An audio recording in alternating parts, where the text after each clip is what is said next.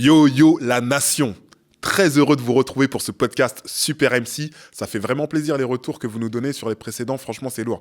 Grosse dédicace à Nasmeu, gros échange. Bon, en parlant de Nasmeu, je suis avec une personne qui a écumé.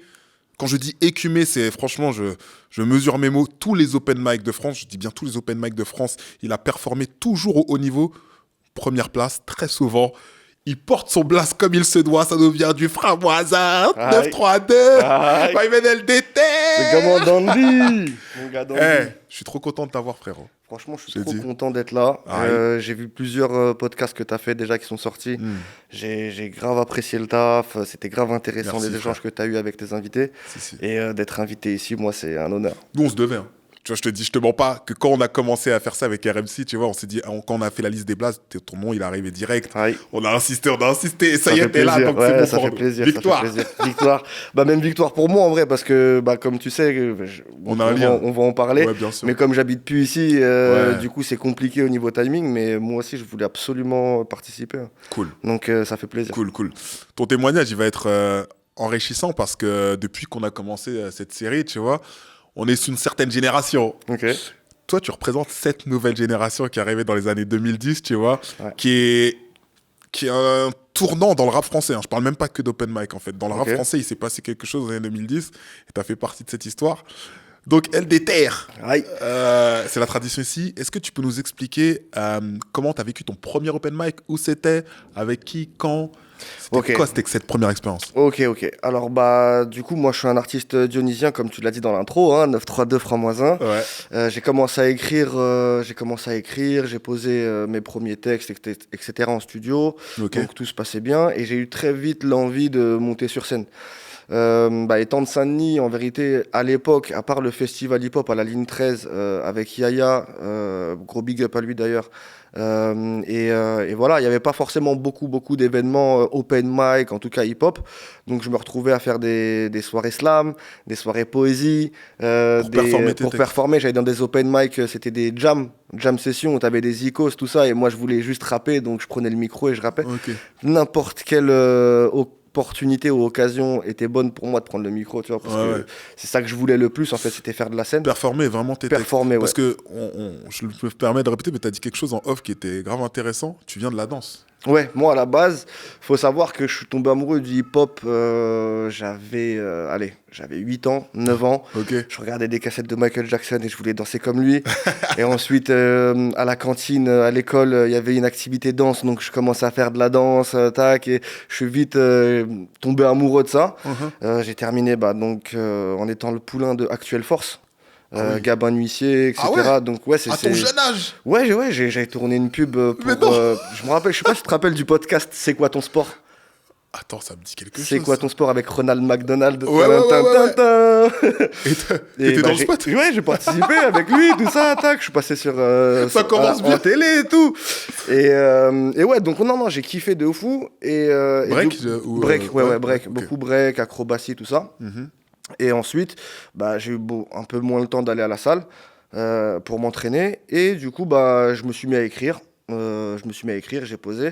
Et du coup, pour moi, c'était automatique. En fait, il y avait pas de... J'allais pas faire de musique juste pour enregistrer. Pour moi, l'évidence, c'était de monter sur scène et d'interpréter mes titres. Ouais, ça, je comprends. J'avais pas le côté... J'avais pas encore cette vision de je vais sortir mon son, je vais faire des vues.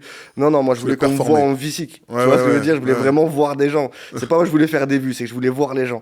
Et voilà. Et du coup, de fil en aiguille, j'ai commencé à faire un peu tous les open mic. Et le premier vraiment qui m'a marqué et qui a fait que du coup j'ai commencé à saigner et écumer tous les open mic de France, d'Île-de-France et de France entière, c'était le One One avec Warlock. Je me rappelle, c'est un pote à moi qui m'a dit viens toi, qu'il y a un truc là-bas, c'est cool, il y a des kickers, tout ça. Et du coup je suis arrivé et déjà le concept 50 MC, un vainqueur. Tu dis bon. C'était quelle année ça? 2012, non? C'était du 2012, 2011-2012. C'était un truc comme ça, c'était à la même période où on s'est rencontrés, en fait. On en parle. On va en parler. Mais c'est la même période où il y a eu cette fameuse rencontre. Et du coup, pourquoi je parle du one-one? Parce qu'en vérité, c'est vraiment là-bas. Je dis pas que dans les autres, il n'y avait pas de niveau ou autre. Non, mais c'est vraiment que là-bas, j'ai vraiment pris une claque en termes de niveau et de pression. Positif. pression positive. C'est pas genre t'arrives, t'es apeuré. En tout cas, c'est pas du tout comme ça que je l'ai pris. Au contraire, j'ai vu qu'il y avait des MSI qui avaient vraiment, vraiment du niveau, qui étaient très, très forts. Du coup, ça t'a impressionné dans le sens où, ah ouais, c'est donc ça, genre le level, quoi. Ah ouais, c'est ça le rap. Ok. Aujourd'hui, les mecs, ils rappent comme ça. Ok. Bah, retourne dans ta chambre et travaille un peu, frérot. Tu vois, en parlant de moi. Et t'as vu qui là-bas? Il y avait des mecs comme Abdallah. Il y avait Strongy, le fameux Strongy là, qui fait des TikTok là, actuellement. Là. Bah, il était là-bas ce soir-là, je me rappelle. Si. Il y avait qui? Il y avait Kenyon, si je dis pas de bêtises. Il y en avait plein. Le jury, il y avait DJ Fab. Il y en avait d'autres aussi en termes de jury, mais j'ai plus les blazes exactement. En tout cas, j'ai été super impressionné. Il y avait le Bon Nob. Ouais, le Bon Nob. Ouais. Le Bon Nob. D'ailleurs. Il m'avait sorti. Il t'avait sorti ce soir-là? J'étais dégoûté. Je te mens pas, moi, le Bon Nob, je l'ai sorti le soir où j'ai gagné le 1-1 la première fois. Ah ouais, lourd. De ma revanche. Et, merci, tu m'as vengé. Voilà, je t'ai vengé, bro. Et du coup, je suis parti là-bas, donc j'ai vu le niveau. Et je me suis dit, non, il n'y a pas moyen. Parce que je suis passé, bien évidemment, je suis passé sur scène. Mais je ne suis pas passé. Je n'ai pas été qualifié, bien évidemment. Le concept, c'est, tu l'as dit, c'est 50 MC. En fait, tu as 50 MC qui passent. Ouais. Sur les 50 qui passent, ils en sélectionnent 8. D'accord. Okay. Donc imagine déjà faut marquer les gens pour être dans les 8. T'imagines le nombre de personnes qui passent et le nombre de sélectionnés. Ils t'en sélectionnent 8 et après c'est demi-finale, enfin quart de finale, demi-finale, finale, tu vois. C'est comme le Super MC Contest finalement. Exactement. Mais avec plus de participants là. En 50, ouais. Non, 50 c'était choquant. Ouais. Mais après ça m'a challengé. Tu vois, pour moi, c'était un challenge. Ça veut dire que le mec qui gagne ce soir-là, il a battu 49 mecs en une soirée. Ouais. C'est un sacré palmarès quand même, tu vois, c'est pas mal. Ouais. Et voilà. Et du coup, je suis rentré chez moi. Et là, je me suis mis à écrire avec le seul objectif, faire mes textes sur en open mic. D'accord. Donc là, tu étais, entre guillemets, dans le couloir open mic. Tu étais dans le rap, mais dans ce couloir open mic dès le début, parce que la performance t'animait. Exactement. En fait, j'étais dans ce couloir-là, j'étais sur cette autoroute, et en fait, c'était même plus d'open mic, c'était plutôt des contests. Ouais, de la compétition, ouais. Exactement. Là, je suis rentré vraiment, j'étais plus dans les open mic où je voulais venir. Salut les gars, moi c'est le Déter, voilà, on va rapper. Et mettez un like si vous kiffez. Non, on n'était pas du tout dans ça. Là, j'arrivais, les gars, je vais tous vous grailler. Ok. Je vais tous vous grailler. Je vous aime bien de fou, hein, et je vous respecte, tous autant que vous êtes, mais je vais tous vous grailler. D'accord. Et j'étais dans celle-là. Mais je pense que ton parcours de danseur explique aussi, parce que je sais que le break, quand même, il y a grave ce bout-là de battle, de compétition et tout ça. J'ai l'impression que tu as retransféré toutes ces... tous ces paramètres énergie dans le rap, cette énergie, et où tu t'es dit, vas-y, à chaque fois que tu rentres, tu étais vraiment en mode compète, quoi. En fait, moi, il y a plein de textes que j'ai écrits, il y a plein de trucs que j'ai écrits que j'ai jamais enregistrés. Oh, waouh. Oui, je t'ai dit, j'écrivais pour les MC, enfin pour les contests. Et dans ma vision, il fallait que je fasse réagir au minimum toutes les 4 mesures. Ok. Pour pouvoir être dans les 8. Ouais. Si tu fais un texte pendant 2 minutes et que 2 minutes, toutes les 4 mesures, t'as le public qui crie. Si t'es pas pris, frérot, c'est bizarre, tu vois. Donc t'étais vraiment en punchliner. Et j'étais vraiment en mode, toutes les 4 mesures, faut que ça crie, faut que truc. Et c'est important de dire ça, c'est grâce à ça que moi, artistiquement parlant, au niveau de ma plume, au niveau de mon écriture, j'ai pris du niveau. D'accord. C'est par rapport à ça. Ouais. C'est parce que du coup, je me prenais la tête vraiment à écrire des punchlines, des textes, des figures de style, des trucs à double sens, des phases qui vont peut-être te choquer ou des trucs comme ça, tu vois. Je sais pas si tu te rappelles, mais c'était revenu sur une de mes punchlines. Catel était revenu sur une de mes punchlines. Vas-y, redis. Non, c'est toi, t'étais revenu sur une de mes punchlines à End of the Week, espace Dunois. Okay. La première fois où je suis sélectionné, je mange pas de cochon, mais avec... Je mange pas de cochon, mais avec les cochonnes, on fait les porcs. Et toi, t'as eu cette même réaction? Et trucs. Et Katé, elle a une parole très juste. C'était en octobre 2012. Et Katé, elle a une parole très juste. Elle a dit, mais il a parlé des cochonnes. En tout cas, toute femme qui se respecte ne se sent pas concernée. Elle a envoyé une punchline. Et non, ouais. Elle avait fait un showcase ce soir-là avec Katé. Il y avait Kenyon aussi. Exactement. Encore mais ce genre de phases, en fait, elles étaient écrites exprès pour que du coup, ça choque, ça truc, etc. Et j'étais vraiment dans cette optique-là. Et du coup, de fil en aiguille, j'ai réussi à prendre. Moi, j'ai constaté que j'ai pris beaucoup de niveau, en tout cas textuellement parlant. Après, l'impro, c'est autre chose. Même. Là, tu me fais la remarque, même en termes de performance pure et dure, c'est-à-dire de souffle, de physicalité, tu vois. Parce que tu étais quand même quelqu'un de très physique aussi. Ouais. Tu vois, en termes de mouvement, tu prenais la scène, c'est quelque chose que tu travaillais ou Ça se voyait pas, mais j'allais courir, moi. Ok. J'allais courir. Si, ça se voyait.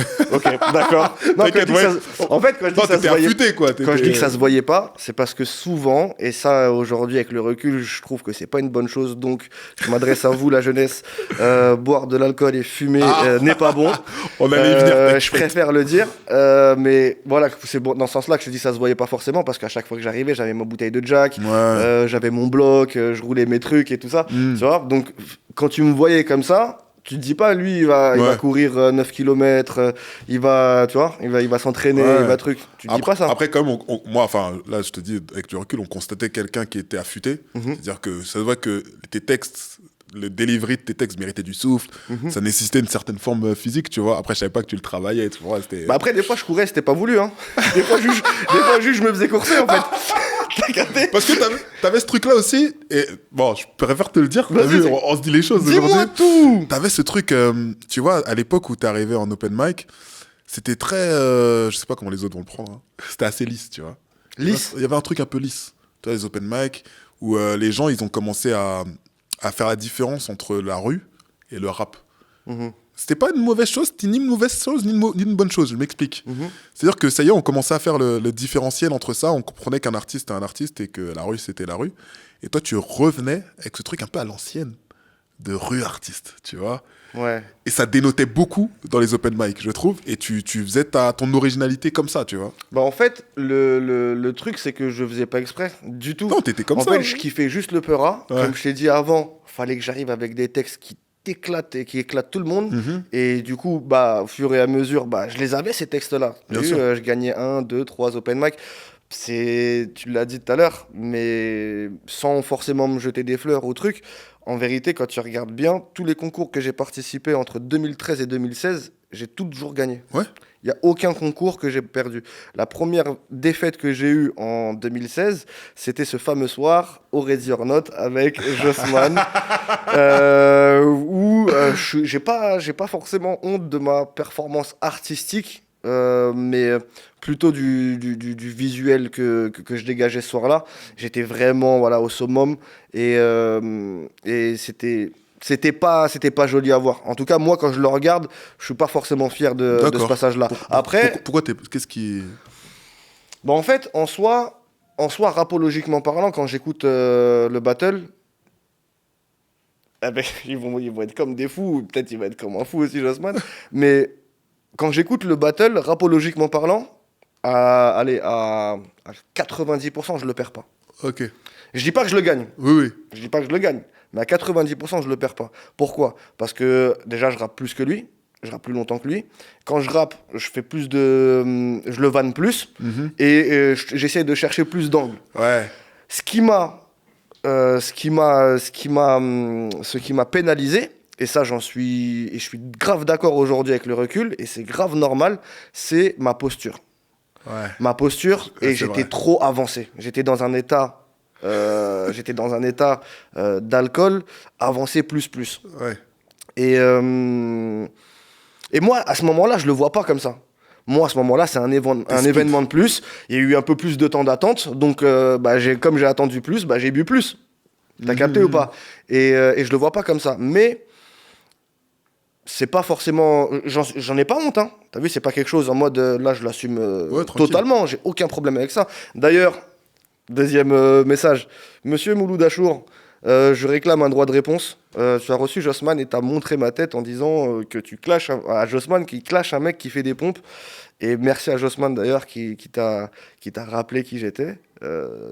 Sans me la péter non plus. Mais il n'y a rien de méchant. Mais si effectivement il y a un droit de réponse possible, j'aimerais bien l'avoir. Et ouais, donc, c'est vérité. C'est la vérité. Et du coup, moi, je l'assume totalement. Hein, t'as vu, à cette époque-là, je suis le produit de mon environnement. Ça veut dire que je suis H24 dans les open mic, H24 en soirée, en after. after et je m'amuse et j'ai le temps. T'as la vie rapide. Là. Et j'ai la vie. Et je profite, frérot, en vérité, tu vois. Ça veut dire, voilà, je m'amuse. Pour moi, j'ai été en finale, j'ai rappé comme tout le monde, comme le vainqueur. Donc pour moi, j'ai gagné ma soirée. Après j'étais là, du coup, ce soir-là. Oui. J'étais au premier loge, donc j'ai eu l'opportunité de voir ça de mes yeux. Faut rappeler aussi aux gens, tout de même, que je reviens sur Jossman. Jossman et toi, c'était un peu, j'aimais bien le dire, Sangoku et Vegeta. Souvent, en finale, c'était vous deux. Donc, il y avait, pour ceux qui connaissaient, il y avait cette petite opposition, rivalité, tu vois, saine, parce que les gars, ils se check et tout. Bien sûr, c'est un bon de fou. Mais je veux dire, on s'attendait souvent à cette finale et on s'est dit que là, ça va être là où ça va être le moment de vérité. Qui va l'avoir, tu vois. En vérité, je me suis jamais posé cette question-là, mais c'est vrai. Nous, de l'extérieur, c'est ce qu'on voyait. Mais c'est vrai que, parce que moi, j'étais là, j'étais dans les open mic à une époque où lui, il n'était pas encore arrivé. Oui. Tu vois, ça veut dire, moi, tac, je fracassais tout, etc. Et nanani, nanana. Et il y a eu cette rencontre à Viri Pop Contest en plus. Exactement. C'était chez toi. Oui. C'était pendant ton l'ancêtre du Super MC Contest. Exactement. Et putain, c'est fou, ça date de fou. Hein. Ouais. C'est là, tu vois, le temps passe. Là, on est en 2013, je crois. C'est une dinguerie. Ouais. C'est une dinguerie, mais bon. Ça nous rajeunit pas. Non. Et le temps passe. Beaucoup de choses vont fait changer. Putain. Et non, donc je le rencontre là-bas. Au début, je le vois pas comme un adversaire compliqué. Tu vois, je me dis c'est un de plus, tu vois. Mm-hmm. Donc tac, je le farcis et je l'ai farci de fou parce qu'en plus, il avait fait l'erreur. Il était pas au courant, je pense, mais il avait fait du texte. Ouais, donc, en fait, il y avait une épreuve où c'était de l'improvisation. Non, c'était clash. C'était en fait, à l'époque, on gardait le même concept qu'aujourd'hui, ça veut dire texte contre texte, mais rappelle-toi, je vous proposais, si vous vouliez clasher ou pas, bon, je vous poussais à faire. Mais t'as jamais eu besoin de me pousser trop, moi, tu sais très bien. Mais après, je le répète aussi face cam, ça me permet aussi de régler des comptes. Moi, je vous imposais pas de le faire. Ça veut dire que c'était si les MC voulaient le faire, et bon, toi et Jossman, vous étiez plutôt prêts pour ça, je le savais. Donc voilà, je vous proposais et vous alliez vers ça. Et du coup, dès qu'on est parti sur le premier clash, moi je vois il fait du texte. Donc pour moi c'est chocolat, c'est cadeau. Et tu vois, ça veut dire Dak, je l'ai fracassé de fou ce soir-là, je m'en rappelle. Et après, c'est quand il a commencé à s'intéresser au End of the Week, parce que c'est après qu'il commence à parler End of the Week, tout ça. Moi à l'époque, au End of the Week, la plus grosse terreur c'était Youm. C'était Youm la terreur du End of the Week à cette époque-là. Il gagnait tout le temps, il pétait tout le monde et il était plus fort que tout le monde. Lui aussi était alcoolisé d'ailleurs. Très alcoolisé. Très alcoolisé. Drunken Master. Non mais voilà, tu vois, on a fait. Dommage, on n'a pas fait de projet en commun. Il aurait pu, tu vois. D'ailleurs, j'en profite. Grosse dédicace à Youm qui fait un taf d'activisme fort à Toulouse là. Il y a les MC Contest. Lourd. Et c'est lui qui host. Lourd. Et il m'a dit, alors je le prends à témoin, il va revenir aussi en Ile-de-France là, montrer sa tête. Donc ça nous ferait plaisir que tu reviennes, mon pote. Ouais, gros big up à Youm, la crate campagne. Voilà. Et du coup, à cette époque-là, c'était pas Jossman la tête à abattre, en tout cas, End of the Week, c'était Youm. Et dès que Jossman il est arrivé, il a commencé à prendre ses marques, etc. Et après, il a commencé vraiment à performer. Tu vois. Et c'est de là où, effectivement, on a fait des battles et je gagnais, il gagnait, il gagnait. On va pas se mentir, il y a des témoins et j'ai plus souvent gagné. On va regarder les feuilles de stats. Tu peux regarder, je me rappelle un concert avec l'ADA. Je sais plus c'était où, c'était en plein air. Je me rappelle des petits trucs. C'était où ça? Je me rappelle plus. Franchement, c'était dans une bourgade loin derrière. T'as vu l'eau? Derrière l'eau. T'as vu? Loin derrière l'eau. Mais ouais, non. Est-ce que tu peux nous faire si tu arrives, le récapitulatif de tous les open mic que tu as gagnés? Moi, j'en ai en tête. Mais... Je vais te faire ceux que j'ai en tête. Ouais. Je vais te faire ceux que j'ai en tête, ceux qui m'ont plus marqué, le en tout cas. Le Viri Pop Contest. Ok. Le Chaudron. Ouais. Le Chaudron, c'était au... dans le 7-7. Mai. Le mai sur scène. Ouais. Le Chaudron. Il y a le Scred Contest, la première année. Au New Morning. Au New Morning, c'était la première année. Ouais. Donc, je l'avais gagné. Le 1-1. End of the Week. Oui. J'ai fait quoi? Il y en a un autre qui me vient en tête. Est-ce que tu n'avais pas fait le Narvalo Show aussi? Il y avait pas non, le Narvalo, non, je ne l'ai pas fait, le Narvalo. Okay. Narvalo, je ne l'avais pas fait. Invincible. Invincible. Oui, avec mon gars Jimmy. Ah là là, Jimmy Zer. Jimmy, ouais. Ouais, Jimmy. En première partie d'Arsenic. Première partie d'Arsenic, ouais. La première partie d'Arsenic, je me rappelle. Il y avait le plus jeune maire de France ce soir-là. Je sais pas si tu te rappelles. Ah bon? Ouais, je l'avais filmé, ah oui, oui, j'avais oui, snappé, oui. Ah ouais. Je l'avais snappé, tout ça, tu vois. Des petits trucs mémotechniques comme ça, tu vois. Ouais, t'es bon. Non, après, franchement, je pourrais plus T'en as fait d'autres aussi là, plus récemment, hors d'Île-de-France. Hors Île-de-France, j'avais fait le End of the Week au Havre. Ce fameux End of the Week au Havre. D'ailleurs... Est-ce que je peux un peu raconter cette histoire parce que ouais, franchement, tu peux. Tu peux tout dire. Nous sommes en 2013 ou en 2014, si mes souvenirs sont bons. Je suis accompagné de DJ Karay et Mike Corny.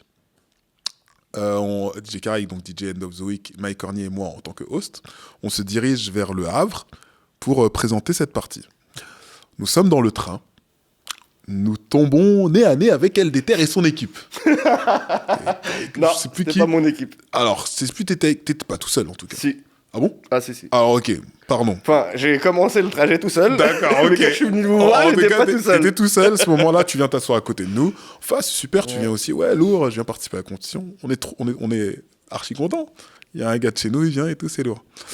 À un moment, il y a des personnes en bleu qui passent à côté une fois. Et là, tu nous quittes. Je dis, bon, des gars, je pense que je vais faire le chemin ailleurs. Bon, bref, des contrôleurs. LDTR n'avait pas son ticket de transport. Donc, il essaie de les esquiver. Et tu nous dis, comme ça, droit dans les yeux, on se dit à tout à l'heure. En fait, ce qui se passe... Nous, on n'y croit pas trop. En fait, ce qui se passe, je vais t'expliquer un peu plus en détail. Et comme ça, tu vas capter le truc. Je me réveille le matin, Google, tac, open mic, j'étais moi, tout ça, il n'y a rien aujourd'hui. Je regarde sur Insta ou je sais plus c'était quel média, Facebook, ou je sais plus c'était quel truc. Je regarde, End of the Week. Je dis, ouais, fracassant, je vais y aller, tout ça, nanana, c'est à quelle heure?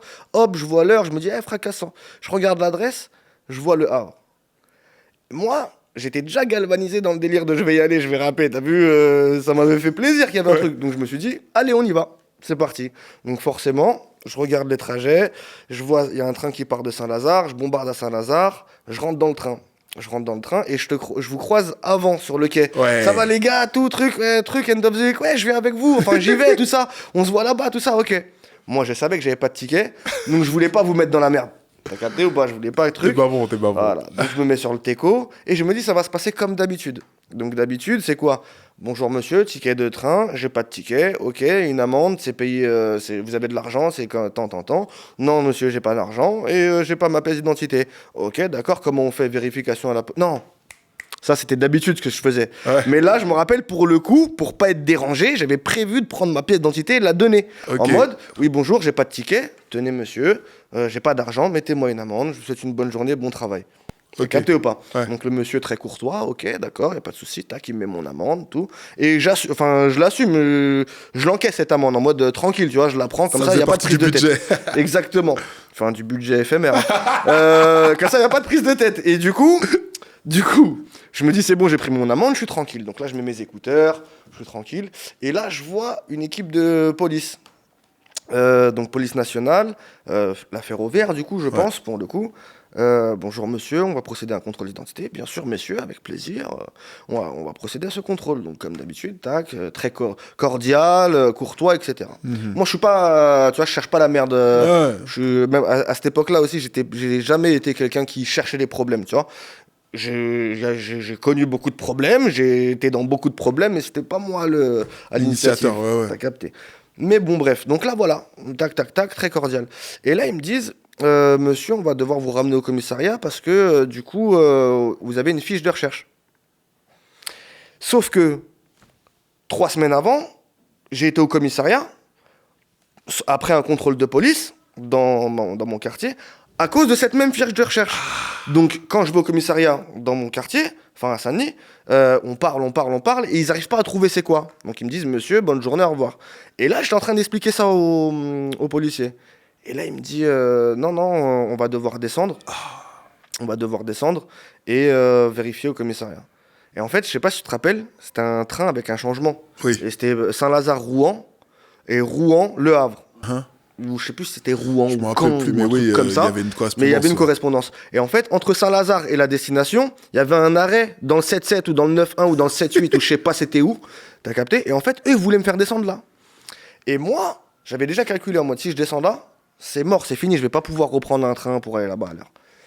Et du coup, je leur dis quoi? Et là, je commence à faire un peu la tête nerveuse, en mode, les gars, moi, je sais pourquoi on va aller au commissariat, je vais ressortir. Là, je les ai bluffés. J'ai du travail, c'est-à-dire que je dois aller interpréter sur scène des morceaux, etc. C'était vrai quelque part.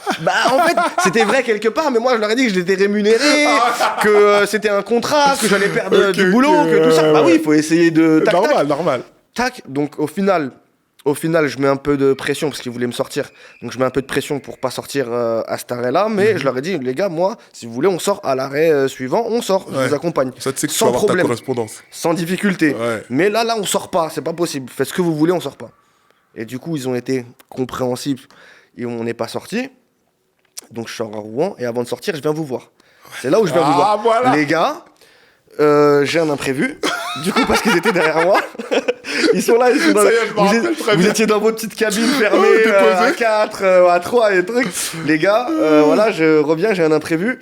Mais gardez ma place. Gardez-moi une place pour m'inscrire, du coup.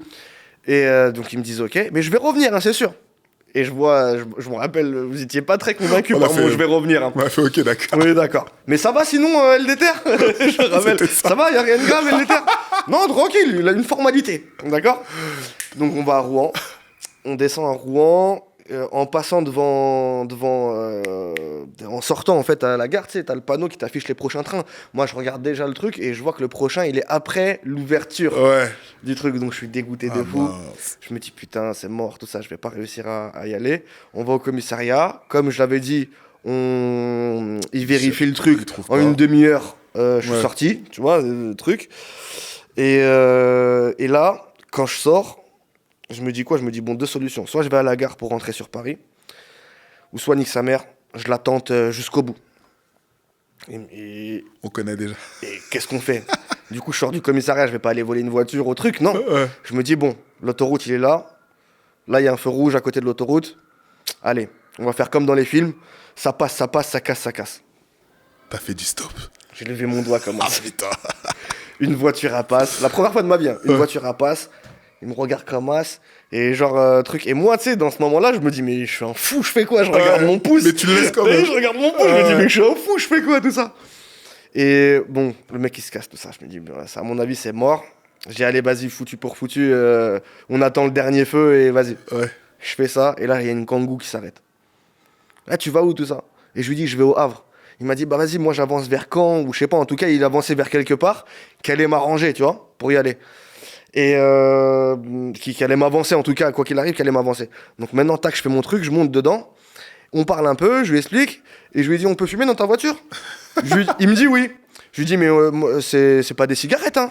Il me dit, ouais, t'inquiète, tu peux fumer. T'es fou, j'ai roulé un ouinge, j'ai pété mon ouinge, un peu de fumée. Il m'a regardé, il m'a dit, tu vas où déjà? Je lui ai dit, je vais au Havre, je lui ai donné l'adresse, il m'a déposé devant le chapiteau. C'est un bon, tu l'as fait consommer. Bah oui, après j'ai envoyé un petit bloc, j'ai envoyé un petit truc en mode je ne vendais pas, j'étais pas du tout dealer. T'as partagé ton bonheur. Voilà, du covoiturage. Voilà, c'est ça. Regardez ou pas du covoiturage. Blablabla. Et du coup, il m'a déposé devant et j'ai été très content parce que du coup, j'ai poussé tout le monde qui faisait la queue et symboliquement parlant, j'ai pris le premier ticket de l'événement. C'est fort. Et nous, ça nous a choqué. Et je suis rentré en premier, vous m'avez vu. Ah ouais, d'accord, il est vraiment à l'heure, ça va se passer, quoi. Voilà. Il y avait même France 3 ce jour-là. Exactement. Et France 3 avait filmé ta prestation. T'imagines quand même? Avec mon bob, j'étais là. C'était incroyable. Mais ça, c'est une histoire de fou que je raconte. Cette histoire, franchement, c'est pour ça que j'ai pris le temps de te la raconter, parce que je la raconte. Pour moi, en fait, ça m'a servi à moi-même d'exemple de résilience. En mode, t'as un truc dans ta tête, va jusqu'au bout. Utilise tous les moyens possibles et vas-y. Et tu vas y arriver. Ouais. T'as vu, en tout cas, c'est jamais mort. Il y a que si toi tu décides, tu dis non, c'est mort, je rentre, il y a que là, c'est mort. Mais sinon, tant que tu t'es pas dit ça, Va au bout, avance, c'est possible. Et en vérité, cette histoire, elle me rappelle ça, tu vois. Elle déterre. Exactement. Vraiment La ton détermination. J'aimerais revenir sur... la première chose, il y a deux choses. Ça va un peu dans des sens différents, mais déjà, la première, j'aimerais évoquer, ça me concerne, c'est notre première rencontre. Ok, Parce que je trouve que c'était incroyable. Ouais, de ouf. C'était donc dans le 7-7. C'était un battle. Là, c'était battle, vraiment. Exactement. Moi, je te dis, je l'avais fait. Pourquoi ? Parce que, genre, un mois après, c'était la finale End of the France. Ok. Donc, j'avais besoin de pratiquer, tu vois. Exactement. Donc, tout ce qu'il y avait, j'essayais de le faire pour voir, essayer de me jauger, tu vois. Et du coup, ce battle-là, je tombe contre toi, au premier tour. Premier tour, ouais. C'est là que je te rencontre. Bah moi, cette soirée, ouais, c'est là où on s'est rencontrés. Toi, t'en étais où, toi ? C'est là où on s'est rencontrés. C'était en 2012, ouais. 2012, bah, je commençais déjà bien à écumer tous les open mic à droite, à gauche. Et j'avais déjà un peu de niveau, entre guillemets, en texte. T'avais déjà fait du battle ou pas à ce moment-là ? Battle impro. Ouais, ou c'était ton premier ? J'avais fait un battle en impro, mais vraiment dans mes débuts, genre en 2009, et c'était contre Rafale. Ok. C'était dans son quartier. Et en fait, je l'avais fait pourquoi ? Parce qu'il était déjà connu, lui, comme un mec imbattable en impro. Ouais. À cette époque-là, il gagnait tous les quetrus. Et Vous êtes la même génération, ouais. il est un peu plus grand que moi. Ouais, mais à cette époque, lui, il a commencé avant moi, tout ce qui était battle, tout ce qui était prestation. Même le peurage, je crois, il a commencé avant moi, tu vois. Et bref, et en fait, lui, dans son quartier, tout le monde le connaissait pour l'improvisation. C'est lui. Tu vois, c'est lui. Et maintenant, moi, je monte sur scène, fête de quartier, je fais mes sons. Parce que du coup, je t'ai dit, les fêtes de quartier, c'était à 2GTR. Je fais mes morceaux, tout ça. Et je le vois, il est là-bas, il est assis. Et je lui dis, je Rafale, c'est comment ? Vas-y, monte sur scène, on se fait un battle, tout ça. Et il me dit non, tout ça. Et en fait, tu la call out. Et en fait, je l'ai call out et je l'ai clashé dans son quartier devant les gens. Non, je suis pas un ouf. Non, c'est un mec de Saint-Denis. Non, tu voulais. Je suis un mec de Saint-Denis, je suis un mec de Saint-Denis. On est tous les deux des mecs de Saint-Denis. Je connais des mecs de chez lui, il connaît des mecs de chez moi. On n'était pas dans le bif. Non, on était dans le délire. Tu voulais créer un événement, quoi. Viens rapper. Non, tu veux pas rapper ? Bah, je vais te clasher comme ça, au moins, les gens, devant les gens, il sera obligé de venir. Il est venu ? Il est venu, il m'a fracassé. Je l'ai cherché. Ouais, oui, je l'assume. Mais c'était bon, ça. Je l'assume. Ça, bête il m'a tabassé. Lourd. Et du coup, bah là, j'ai commencé à m'entraîner un peu plus en impro, etc., etc. Mais pas plus que ça, tu vois ou pas. Et open mic dans le 7-7 où je te rencontre, j'y vais, pour moi, c'est du texte. Ok. Donc quand j'arrive tout seul, je suis avec un mec, Zach. Je me rappelle Zach Antipode. Et du coup, j'arrive là-bas, et pour moi, c'est du texte. Donc, quand j'arrive, je regarde un petit peu l'événement, comment il se passe, je vois c'est de l'impro, je me dis, bon, là, ça va être la merde. Ouais. Tu vois ? Mais ça, je me le dis à moi, en intérieur. Moi, je me dis à moi, en intérieur. Et maintenant, je sais pas si tu te rappelles, mais il y avait des gens de l'équipe Sonambule. Bien sûr. Et Rythmo, non ? Je me rappelle plus exactement de qui était là exactement, mais je me rappelle de leur équipe à eux, et je me rappelle qu'ils avaient 2-3 têtes de leur équipe. Parce que c'est là-bas aussi je les ai vus la première fois, et après je suis parti au Chaudron, etc. Et cette soirée-là, quand on nous dit « toi t'es contre lui, toi t'es contre lui, toi t'es contre lui », moi à l'intérieur de moi-même, je te connais pas. Oui, oui. Donc je suis pas comme un fou de « je suis contre toi », je suis comme un fou que ça soit de l'impro. Mais les gens ils viennent me voir en mode « Wouah !» T'es contre Dandigel. Ouah, t'es mort. Ouah, truc. Ça t'a boosté ou pas ? Ça m'a foutu les glandes de fou. C'est qui, lui ? Comment ça, je suis mort ? Mais vous me connaissez, moi. Vous savez, vous m'avez déjà entendu rapper. T'as capté ou pas ? J'ai des dents salées, moi. Attendez, en mode, mais vous êtes malade. Je vais l'exterminer, votre Dandigel, là. C'est un champion, lui. Vous allez voir ce que je vais lui faire, tout ça. Et du coup, tac, on fait la battle. Et j'essaye de tout donner, mais bon, l'expérience prouve que... Franchement, c'est l'histoire d'expérience. Non, oui, bien sûr, l'expérience prouve que ce jour-là, tu m'as massacré, frérot, c'est normal. Après, j'estime m'être bien défendu. Bien sûr. Je me rappelle plus trop de ce que j'avais fait exactement, mais ça va, j'ai eu des réactions, des petits trucs. J'ai kiffé ta présence. Parce que, bon, je suis plus âgé que toi, j'avais plus d'expérience. Dans ma tête, j'ai dit, je vais les grailler, tu vois. J'ai dit, mais je vois, putain, ils se démontent pas. Je fais, ok, ça va pas être si simple que ça, tu vois, c'est ce que je me suis dit. Quand j'ai vu, j'ai fait, putain, il a pas peur, tu vois. Parce que moi, j'attendais que t'aies peur, en fait. Je me suis dit, c'est pour cet effet, c'est pour cet effet-là que j'avais cette posture. En fait, cette posture-là, je l'ai eue dès le début. Du mec qui arrive, qui est sûr de lui et qui va marcher sur tout le monde. C'est ce que j'ai ressenti. Avec tout le respect, hein. Oui, bien sûr. Je sais pas si tu te rappelles, mais tu peux l'évoquer. Si tu t'as entendu, est-ce que tu as déjà entendu une histoire un peu Bresson sur moi, en manque de respect, en mode mal toujours, comportement, en mode truc, t'as capté ? Ça veut dire sans dénigrer les autres, je suis plus fort que vous, les gars. Ouais, tu vois, et c'était mon truc. Et c'était pour créer ce genre de sentiment, ouais. de sentiment chez Ouais, l'autre. non, je vais pas te mentir, je connaissais pas. J'ai fait, attends. Et visiblement, ça a fonctionné. J'ai fait, genre, moi, je savais que j'avais mon petit blaze dans le milieu, tu vois. Donc, je jouais aussi sur ça. Chacun jouait avec ses armes, tu vois. Bien sûr, bien sûr. Je dis, le petit jeune, je vais monter sur scène, il va un peu. Et je vois, le gars, il reste neutre. Il me regarde droit dans les yeux. Je fais, ok. Et je me rappelle, j'avais des petites punchlines où j'ai fait réagir le public. Mais je pense qu'ils ont plus réagi pour justement ce courage-là, parce qu'ils te connaissaient un petit peu. Ils disaient, lui, il vient tout seul, on le connaît pas, personne le connaît. Il est face à Dandy, il est là, il envoie des phases, il se rapproche. Ça va, il a pas peur, lui. Mais c'était lourd, c'était lourd. Non, moi, je regarde très bon bête de soir, je me suis même putain, je suis trop content d'avoir vécu ce moment, en fait, parce que je me suis dit, putain, je sens que je vois quelqu'un qui est en train d'éclore, et moi, je suis là, en fait. Et je vais te dire un truc que je t'ai jamais dit, mais la partie d'après, donc le débrief, parce que je me rappelle, tu as eu un excellent geste envers moi en venant me voir, en me disant, en gros, tu m'as partagé que c'était un bon moment, que tu m'avais trouvé chaud, tout ça. Donc déjà, venant d'un mec qui avait gagné le End of the Week, qui faisait trucs, etc., pour moi, c'était gratifiant. Et après, tu m'as dit certains trucs. Tu m'as dit, tu vois, essaye de plus commencer d'être plus fort au début, à la fin. En fait, tu m'as donné des petits tips. Tu vois ce que je veux dire? T'as essayé de m'aiguiller, de me donner des petites clés, tout ça. Et je te jure que ça. Non, mais c'est vrai. Et pas forcément un daron, plutôt un grand frère, un poteau qui a plus d'expérience, tu vois. Et moi, je l'ai pris comme ça. Et franchement, j'ai grave apprécié. Et j'ai beaucoup écouté ce que tu m'as dit. C'était un bête de moment. Et ça m'a permis effectivement d'évoluer dans ces trucs-là. Tu sais que ce soir-là, il y avait énormément de personnes qui ont eu un certain parcours, hein, tu vois. Il y avait déjà Josué, je sais pas si tu te rappelles. C'était un petit Renoir, pareil. Ensuite, il a fait sa petite carrière. Je crois qu'il était signé chez Sony avec A2H et tout ça. Il était là. Et il y avait surtout, je sais que tu te rappelles de Florin de France. Il y avait Abdallah aussi. Et Florin de France, tu vois, il s'appelait Rin Vision à l'époque. Tu connais, là, aussi? Exactement. Mais c'est avec lui qu'on a tout. Il faisait des freestyles. Tu sais, il faisait Rin Freestyle ou je sais pas quoi, je sais plus comment ça s'appelle, balance ton freestyle et tout. Il nous filmait comme ça. Et en fait, lui, il débutait dans ce truc-là. Parce qu'il suivait souvent Abdallah. Tu vois? Ouais, bah c'est bon, je vois c'est qui. Mais on a tourné École Buissonnière avec lui. Voilà. J'étais avec Abdallah, Kofi. Je parlais avec lui en plus tout à l'heure. Avec Kof, avec Logan, avec Phoenix, avec tous ces gars-là. Toute cette équipe. Et il y avait un autre qui s'appelait Ex Nilo. Tu te rappelles? Et c'était leur équipe, tu vois. Ex Nilo et tout ça. Et alors, pour parler d'Ex Nilo, c'est devenu un grand producteur. Hein. Ok, ça je savais pas. Il est dans l'industrie et tout ça. Et il a fait du gros score. Lourd. Donc, trop marrant. Et Florin de France, qui est devenu un grand vidéaste. Ah ouais? C'est lui qui faisait toute l'équipe de Medine. Non, mais après, genre, ils ont blow up de ouf, tu vois. Et on était dans cette soirée au fin fond du 7-7 ensemble. Ouais, au fin fond du 7-7, sans transport, sans rien, je me rappelle. Et c'est ça que j'aime beaucoup aussi dans les open mic. Noctilien tout, en gros. Hein. Ce soir-là, moi. Noctilien tout, c'était relou de fou. Hein. Mais bon. Mais c'est ça que j'apprécie dans les open mic, c'est, tu vois, t'es dans un instant où t'es au milieu de nulle part. Si t'es là, c'est que tu l'as vraiment choisi.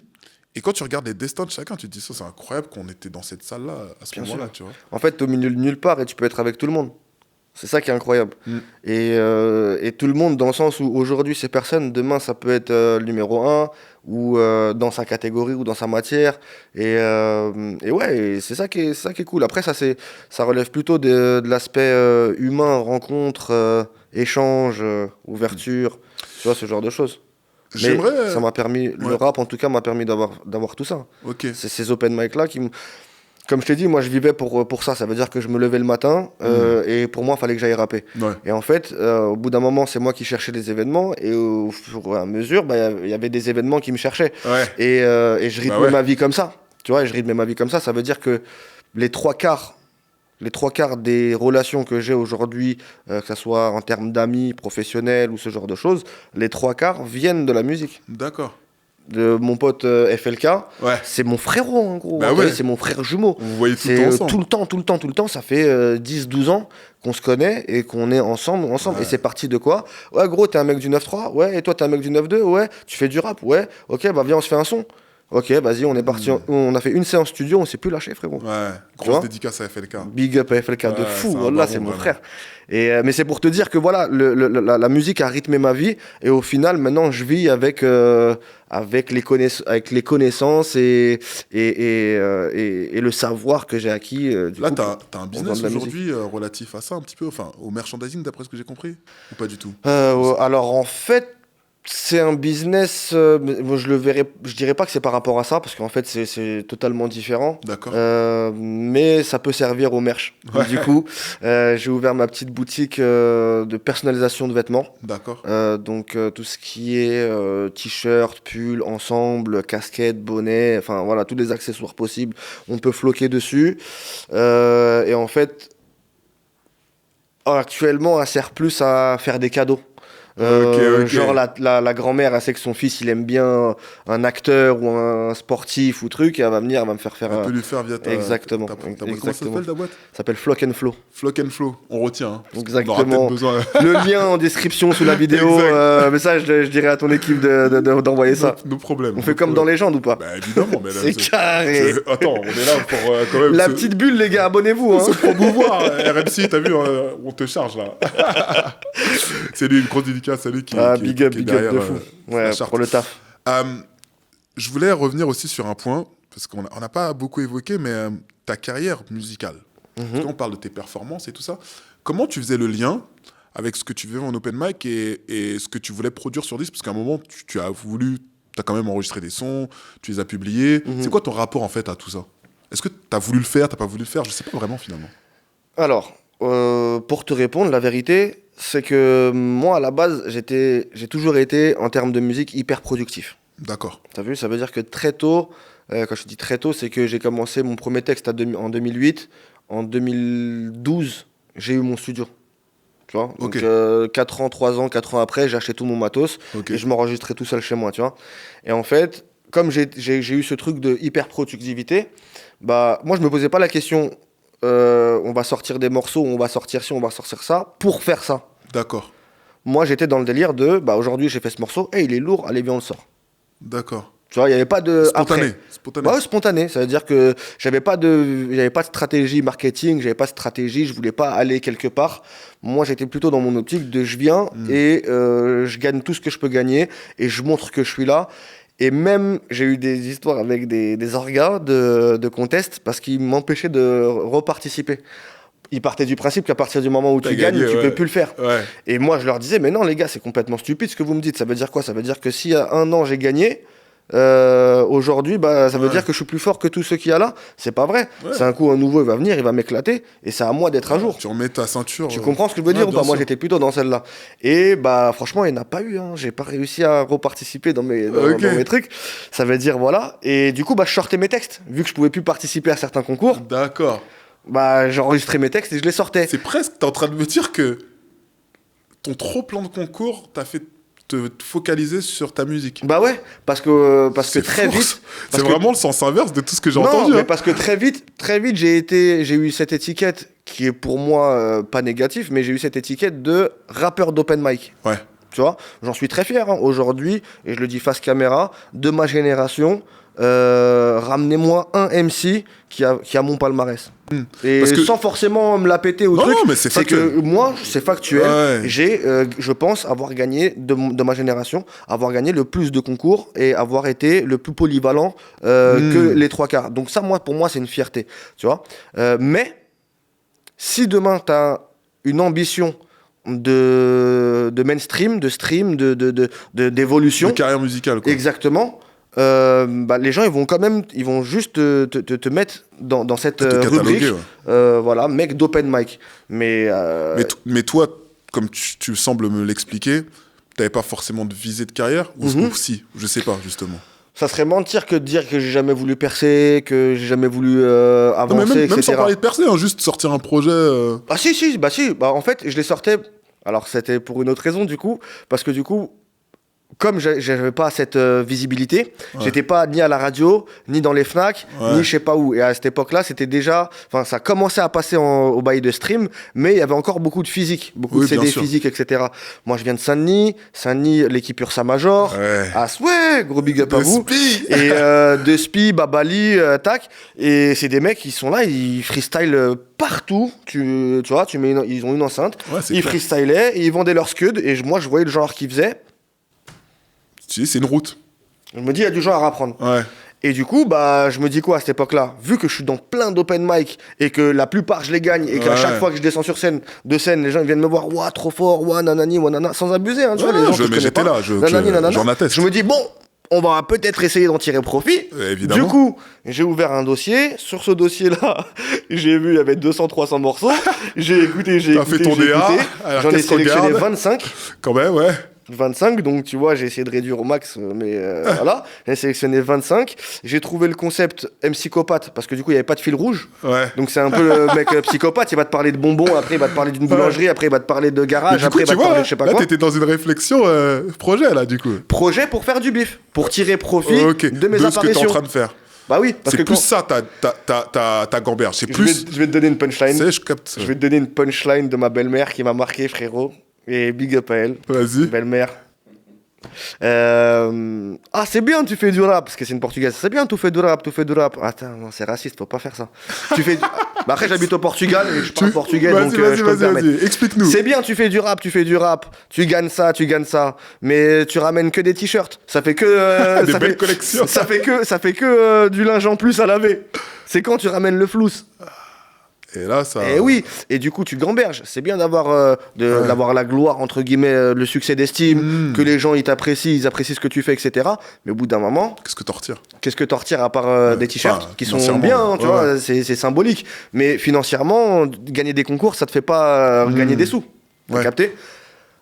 Après certains concours, première partie, rémunérée, etc. Mais ça, c'était par la suite. Tu vois, au début... C'était pas le maintenant. Au début, c'était pas pareil. Et du coup, je me suis dit, ma façon la meilleure façon de faire du bif, c'est de sortir un projet et de le vendre de main à main. D'accord. Et j'avais déjà des gens qui me disaient non, t'es ouf, les CD physiques, ça sert plus à rien, etc., etc. Et je dis, moi, je m'en fous, moi, en fait, c'est juste pour. Les gens, ils ont un souvenir. Je vais dans un événement, déjà, je leur donne des morceaux, comme ça, vous voyez que je suis pas que un mec qui fait de l'impro ou qui fait des saltos sur scène. Je suis aussi un mec qui arrive à te parler de thèmes, qui a une écriture, voilà, tu vois. Et aussi, surtout, repartir avec du bif, frérot. C'est-à-dire, je venais, je faisais ma soirée, je rappais un petit peu, je repartais avec 60-70 balles. J'ai vendu 5-6 CD. Ça fonctionnait? Merci, ouais, bien sûr. Bien sûr, ça fonctionnait. Bah oui, parce que les gens, tout de suite. Pour moi, c'est pas un gros score de fou. Hein. Non, mais j'ai vendu 500 CD de main à main à 10 euros. C'est très bien. Pour moi, c'est excellent. Sans promo de personne. Sans promo de personne, sans passer dans tel magazine ou sans faire d'interview, sans rien. Juste j'allais. En étant là. Des fois, j'allais sur la route de l'open mic où l'open mic il était terminé et je sortais et j'étais dans un autre endroit. Il suffit juste que je voyais un peu de gens. J'avais besoin un peu de gens art. Je mettais un peu de son, j'allais voir les gens. T'as vu comme ils font les gens avec leur enceinte maintenant, des 1000 trucs, caméra, tout ça. Moi, je le faisais sans caméra. J'allais voir les gens. Ouais, je sais comment. Et on dirait que je te dérange. Mais j'aime bien tes lunettes, ta coupe et ton t-shirt orange. Les gens, ils rigolent. Et tac, tu freestyles un peu. C'est tellement hip-hop ce que tu racontes. Et t'aimes bien ce que je fais? Ouais, j'aime bien ce que tu fais. Bah tiens, regarde. Je lâche mon CD. 10 balles. C'est un 10 euros, 25 titres, 10 euros, c'est pas cher. Et voilà, ça partait, frérot. Et ça partait et c'était très, très bien. Donc là, c'était ça. Ton industrie à toi. T'étais là-dedans et tout ça. Est-ce que tu sais, il y en a beaucoup comme toi qui participent à ces open mic pour aller dans un tremplin pour se faire repérer ou quoi. Toi, t'étais pas dans cette mentale. Non. Tu voulais gagner. Moi, j'étais dans la compète. Mais toi, t'as toujours vu le truc de manière indépendante comme tu me le décris? Ou à un moment... Pourquoi je te dis ça? Parce qu'en fait, j'ai envie d'évoquer... Ouais, tu peux. Ta rencontre avec Soul King. Qui lui est totalement dans une autre gamberge, on le voit aujourd'hui. Lui, il a vraiment envie d'être une star, de devenir Michael Jackson, en gros. Toi, tu traînais avec lui, à un moment, vous étiez vraiment ensemble. Est-ce que c'est des discussions que tu as eues avec lui ou pas du tout? Comment ça va? Alors, en fait, déjà, faut contextualiser un petit peu la rencontre, comment elle s'est faite. Moi, je t'ai dit que j'avais mon studio chez moi, mon matériel. Pas mon studio, c'était mon matériel. Pour s'enregistrer, en tout cas. En vérité, j'étais dans un squat. J'habitais dans un squat, t'as capté. Et bon, ça, c'est ma vie moi, perso, tout truc. J'ai aucun problème. Si tu veux, on en parle. Mais en tout cas, j'habitais dans un squat et j'avais mon studio. J'enregistrais mon matériel pour m'enregistrer. J'étais avec FLK, du coup. C'était mon frérot. C'est encore le cas d'ailleurs. Et du coup, il me dit, ouais, gros, il y a des mecs du bled, tout ça, ils sont venus de ce franc, ils sont super chauds, tout ça, truc. C'est des potos à moi en plus. Vas-y, ils vont passer au studio, on va poser. Je dis, vas-y. Donc, ils viennent, tout ça. Il y avait lui, il y avait Soul King, il y avait Jam et il y avait Nasdoz. Son groupe Africa Jungle son ancien groupe Africa Jungle. Okay. Et du coup, ce qui se passe, ils viennent, on passe une soirée tous ensemble. Et franchement, le feeling, il passe avec les trois, autant humain que artistique. T'as capté? Humainement, c'est des bons gauleries de fou. On a des sujets de discussion. On a à ce moment-là la même vision, la même optique, à peu près du Peura, tout ça, tu vois. Dans le sens où, ouais, on est des artistes, il faut performer, il faut faire des bons trucs, etc. Et lui, ce que j'avais kiffé chez Soul King, c'est que, ce qu'il faut savoir, c'est que c'est un excellent rappeur. Oui. C'est que c'est un kicker, découpeur. Il tabasse. Ouais. Lui, si tu le mets autour d'une table, tu lui dis, écoute, il y a un cypher 16 mesures. Encore aujourd'hui, je pense qu'il vient, il t'éclate 90% des rappeurs qui font les mecs gang. Et lui, il est pas dans ça, il est pas gang, tu vois, c'est pas un mec gang. Il est tranquille, c'est un mec assez cool, assez simple, et voilà, tu vois, il fait ses trucs. Et du coup, cette rencontre, elle se fait comme ça.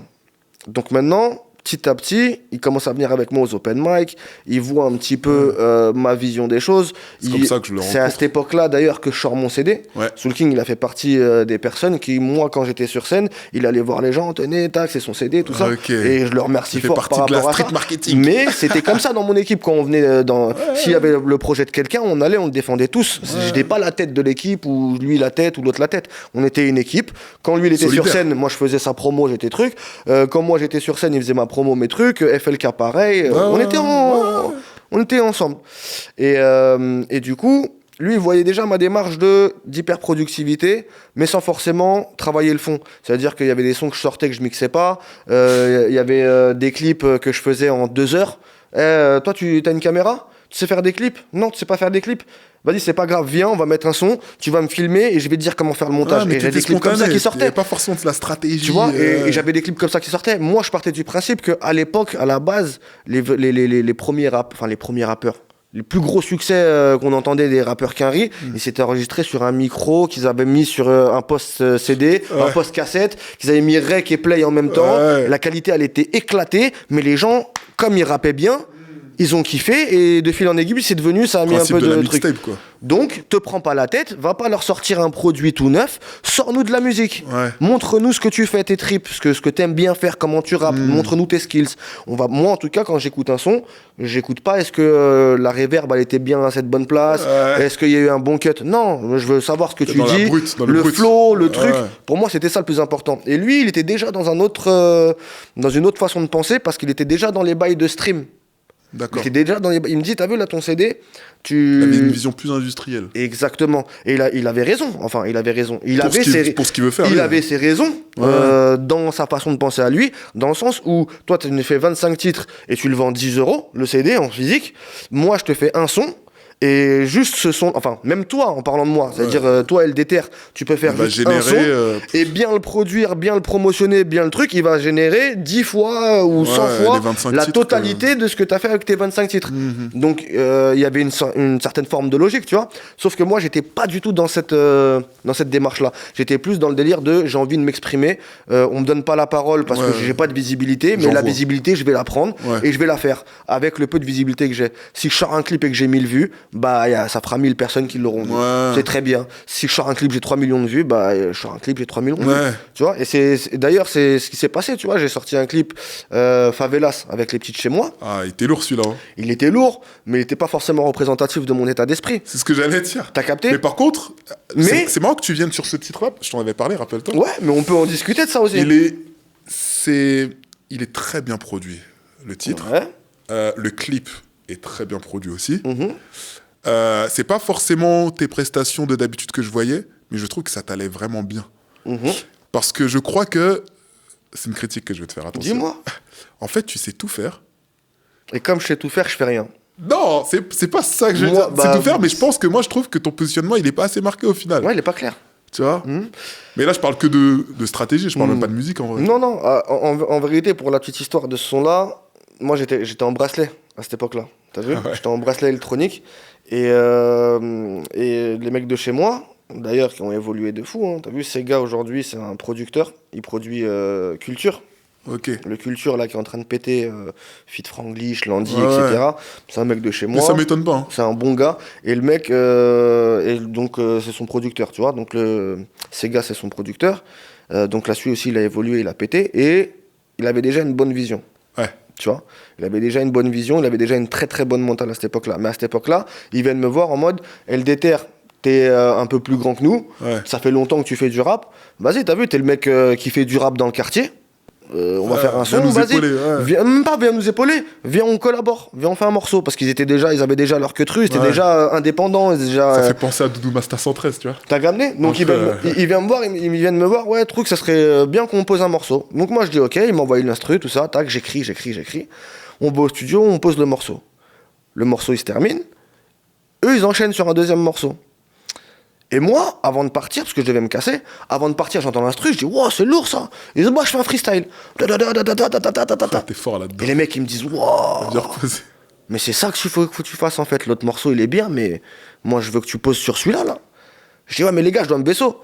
Ouais, mais non, vas-y, pose tout ça, truc. Je dis, vas-y, ok. Je vais, faut des billets, faut faire du chiffre, pas ici la monnaie, donc je fais mon truc, tout ça, nanani. À cette époque-là, j'enclenche un tout petit peu d'autotune, je sais pas si dans les bacs derrière, dans les ponts. C'est ça que j'avais kiffé, les trucs moi. Et tac. Donc ça veut dire que j'essaye de faire mon truc, je me casse. Le lendemain, on m'envoie le morceau, héroïne, crack, Vendela, tu sais, dans le refrain. À la barre des grosses peines, Mandela.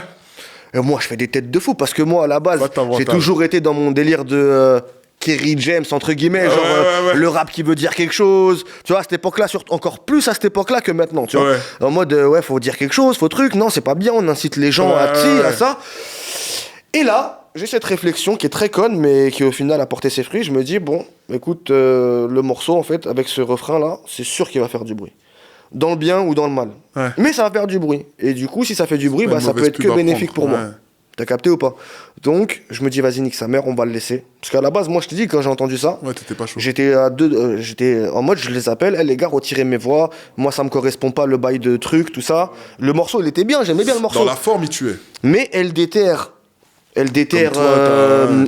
propagande, LDTR soldat du charbon, LDTR jeunesse oubliée, LDTR truc. C'est des thèmes en mode, tu vois, j'essaie de y a un truc. gap, là. Mais là, c'est trop en mode héroïne, crack, Vendela. Non, je suis pas du tout dans ça, moi, les gars, tu vois. Mais je me fais la réflexion en mode, c'est sûr, ça, il va y avoir un petit bruit, il va faire quelque chose, ce truc. Et ça sera à moi d'essayer de rebondir dessus. Et du coup, le queutru, on l'a clippé. On a mis les moyens pour clipper. C'est ce que j'allais dire. On l'a pas clippé à moitié, t'as vu? Ça veut dire on l'a clippé bien avec l'équipe Hustler. Aujourd'hui, ils font les clips de tout le game. Hein, ça fait déjà des années qu'ils sont implantés dans le game. Le clip était, franchement, il te mettait grave bien en valeur. Hein. Ouais, il nous a mis. Même toi, t'étais beau en fait. Tu vois, je sais pas comment t'es. Merci, mon frère. Son petit gel, son petit écho, ses petites lunettes noires. J'ai fait. Putain, je le connais pas ce mec-là, mais. Je devrais pas dire ça, mais je venais de sortir du star. J'avais bonne mine, frérot. Non, franchement, t'étais frais en tout cas. Et même, comment t'as kické. Les petits bacs en dessous, ça me correspondait. J'ai fait voilà, on a trouvé le truc. J'étais pas à fond dans tout ce que j'ai vu, mais j'ai fait ok. On a trouvé cette forme. Elle est sexy de fou, tu vois. Ouais. Et voilà, et du coup, ça a fait du bruit. Aujourd'hui, là, il a 3 500 000 vues. Ouais, ça m'étonne pas. On avait fait 500 000 en une semaine. 500 000 vues en une semaine à l'époque. À l'époque, c'était énorme. C'était. Moi, c'est comme ça que j'ai entendu parler. C'est genre, tu perces, hein. T'as vu? Moi, il y a des gens, je te jure, hein, j'habite au Portugal aujourd'hui. T'as vu? J'ai rencontré des mecs au taf qui me disent t'habites où toi, tout ça, nanana, et j'habite là-bas, Saint-Denis. Tu connais pas un morceau, il s'appelle Favelas, je m'ambiance de fou pour faire du sport, tout ça. Je dis mais je suis dedans, tout ça. Il me dit mais non, il regarde, il était ma tête, il me voit, je suis à côté. T'as capté? Ça veut dire qu'il a tourné sa grand-mère, ce clip. Il a grave tourné ce clip. Il a tourné sa grand-mère, des gens, après. J'avais kiffé. C'est comme ça. En tout cas, moi, ce que je comprends, c'est que t'avais pas forcément une envie de carrière musicale. Maintenant que t'étais là, tu te dis pourquoi pas. Et du coup, t'étais là au coup par coup, quoi. Au final, la productivité. En vérité, je voulais juste sortir des queutrus, me faire plaisir. J'ai eu cette époque où je t'ai dit, je vendais un peu mes CD. Après, au final, commercialement parlant, en termes de business, j'ai trouvé un autre angle. Tu vois, je dis pas que c'est un business parce que c'est quelque chose que j'aime énormément faire. Des coachings, des ateliers, Oui. il a un peu de DA avec des artistes. J'ai pas eu encore l'occasion d'écrire, mais de Ghost Rider, tout ça, c'est des choses qui me plaisent. Je pense que ça tirait vraiment bien. Tu vois, ça, c'est des choses qui me plaisent, tu vois. Et du coup, c'est un peu de la transmission, donc ça va aussi un peu avec mes valeurs, etc. Et du coup, bah, il y a de la rémunération. Donc ça ramène un petit peu de sel dans les épinards. Maintenant, avant, c'est vrai que j'étais plutôt dans le délire de non, je vais être. Déjà, je voulais être le meilleur. Après, je voulais sortir des morceaux pour faire un peu de genre. Et après, j'ai très vite été dans l'optique, la partie concert, la partie etc. Tu vois. Oui, t'en as fait pas mal aussi. Donc voilà. Après, j'ai présenté aussi des événements. Oui. C'est quoi, c'était... Il y en a eu plusieurs, mais celui que j'ai fait vraiment le plus souvent, c'était Artichaut. Voilà. Avec Louise. Ok. Gros big up à elle d'ailleurs. Voilà, c'est l'assistante de fou. Ma chouchoute. T'as traîné quand même avec pas mal d'équipes. À un moment aussi, t'étais un peu proche de Waza, il me semble. Je le suis toujours. Ouais, toujours. En fait, moi, comme j'ai toujours été pratiquement tout seul dans mes événements, dans mes queutrus, j'ai jamais eu de grosse équipe. La seule période où j'étais avec des gens, c'était avec FLK et un autre dont je tairai son nom parce que j'ai pas envie de parler de lui. J'allais le dire, mais bon, si tu veux. Moi, après, tu peux le dire. Enfin, j'ai envie de te dire, moi, j'ai pas envie qu'il soit associé à moi. Pas de problème, mais bon, après vas-y. Dans ton histoire, tu vois, on vous voyait quand même souvent. Ouais, c'est vrai, donc c'est pour ça que j'en ai parlé. Ouais, et je trouvais, je te parle de l'extérieur, je sais pas ce qui s'est passé entre vous, c'était vraiment une belle alchimie, le trio dont je parle. On était H24 ensemble. Et vous étiez jeunes en fait. H24 ensemble. Et affûtés, tu vois ce que je veux dire. Et ça, j'aimais beaucoup vous voir, tu vois. Après, malgré tout ce qui s'est passé. Après, on était très jeunes, et on partageait tous les trois l'amour pour la performance, le hip-hop, le peura. Tu vois, et moi je les poussais beaucoup, et en fait on était H24 ensemble.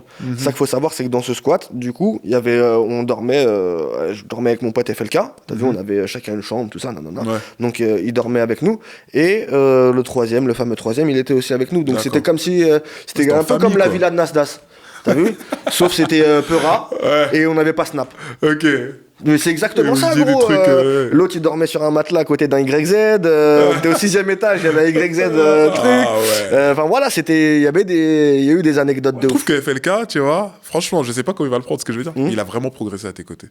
Tu vois, FLK, au début, je le voyais, normal, je prêtais pas forcément attention. Et à un moment, je sais pas ce qui s'est passé. Au fur et à mesure de ses participations, je voyais, il s'affûtait. Je fais. En fait, il travaille, quoi, le gars. Ouais, il travaillait. En fait, il travaillait. Pourquoi il travaillait? Je dis pas que c'est par rapport à moi. T'as vu, j'ai pas cette prétention-là. Ou si, peut-être qu'il a. Moi, si je te parle de l'extérieur, peut-être qu'il a appris avec moi, grâce à moi. Et comme moi, j'ai appris aussi pas mal de choses avec lui, sur d'autres points, tu vois, grâce à lui. Mais en fait, ce qui se passait, c'est que c'est vrai que moi, j'étais beaucoup le mec qui. Les gars, on y va là-bas, là. Aujourd'hui, il y a un queutru là-bas, faut y aller. On va plier tout le monde. Et truc et tac. Et du coup, quand on faisait les concerts et que lui. Enfin, quand on faisait les contests et que lui des fois il n'était pas sélectionné au début, etc., je lui disais, t'as vu, c'est parce que là ça n'a pas percuté, c'est parce que là ta phrase elle est trop longue, c'est parce que là truc dans un morceau ça fait bien parce que tu peux drop, tu peux truc, mais là sur scène ça fait pas bien, on t'entend pas, et truc et tac et nanani, tu vois, plein de petits trucs comme ça. Et après j'ai big up à FLK, il a vraiment performé quoi. Je me rappelle d'un concours, on avait participé tous les deux, et moi ils me sortent, t'as vu, et il garde FLK. Et FLK, il se met sur le côté comme ça, il me regarde, il me dit, mais là, je vais être contre un mec, il est trop fort, tout ça. Il me dit, je m'en bats les couilles, elle déterre. Je lui dis quoi? Il m'a dit, voilà, je m'en bats les couilles, je vais faire un texte à toi.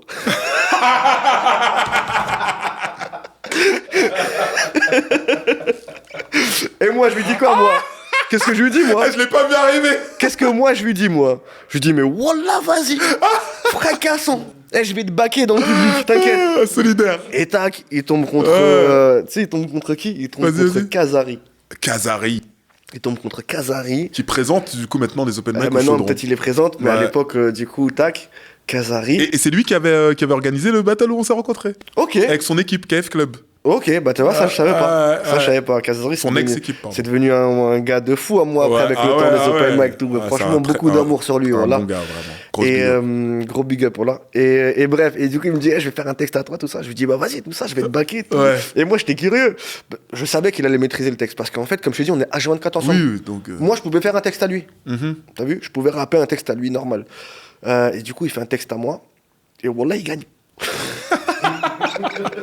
Il gagne le concours. Tu lui as demandé un petit dividende ou pas? Il gagne le concours, tout ça. Et moi, tac, je suis content de fou. Voilà, parce que, en vérité, au début, quand j'y allais tout seul, fallait que je gagne. Mais après, quand on y allait à 3 trucs, s'il y en avait un des 3 qui gagnait, on avait gagné, frère. Ouais. T'as capté? Le fameux 3e qui avait battle RES et qui avait gagné contre RES. Franchement, je voulais trop t'en parler, mais ça, c'était abusé, ça. Bah ouais.